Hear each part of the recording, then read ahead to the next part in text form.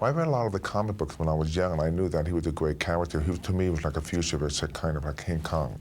That he was strong, powerful, he had passion, and that he always was a good guy, and people always really afraid of him, disliked him because of the way he looked. I knew that I was perfect to play the part because the way he moved, the way he fought, the way he looked physically. To tell you the truth, I had no acting experience. I did Pumping Iron, and then I came off from doing Pumping Iron. I trained for the Miss Olympia competition. And I know that it came natural to me because I love being in front of the camera. Well, working with Bill, kind of very secure because of the fact that he kept telling me that hard as we worked, the show would go for a long time. But Bill was like a friend, and I remember he was like a dad to me. No, it was about a 3-hour makeup process. They applied the forehead, the nose piece, they applied the grease makeup, and the face took an hour and a half, and then the body took like another hour and a half. Then you have the wig, the eyes, and teeth. So you talk about 3.5 hours, if not more. It took an hour to take it off. And sometimes you have to take it off 4 o'clock in the morning, sometimes 6 o'clock in the morning, sometimes 1 o'clock in the morning. It depends on the filming schedule. But, you know, when the makeup was completed, I loved to be in the character, but to take it off with the fun part because it was over.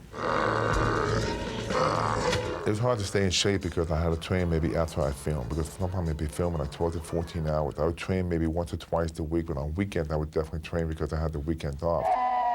I did most of the stunts myself. I would say 95%, 98% of the stunts I've done myself. It's hard to replace me as a stuntman because of my physique. It was fun, but going through windows, I mean, jumping out of, you know, off scaffolds and everything, you know, sometimes it can be a little nerve-wracking. Working with Universal was a lot of fun because I remember arriving on the set, and see these big buildings, the different stages, and the back lot, they had everything in one. So I was very honored to be working at Universal because you're doing a movie or TV series at Universal, you know you gotta win them. I remember the pilot aired, and I remember I'm very critical, I was looking at it, but I remember watching throughout the beginning, I was kind of nervous. But then towards the end of the film, I was so moved by what happened when Sue Sullivan died and the whole story.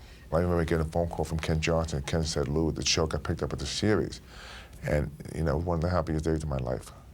Well, I couldn't go any place without being recognized. I mean, no matter where I went, I mean, I was driving on the freeway 60 miles an hour, people would know who I am.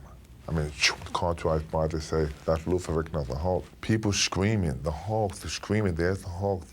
It was so overwhelming that they would just run up to me. It was frightening, touching me, grabbing me, feeling me. It's like, and still today, fans come up and they asked me so many questions about the series. Even till today, I can't believe the loyalty of the fans and the popularity of the show. The Hulk, I think, is more popular today than ever been before.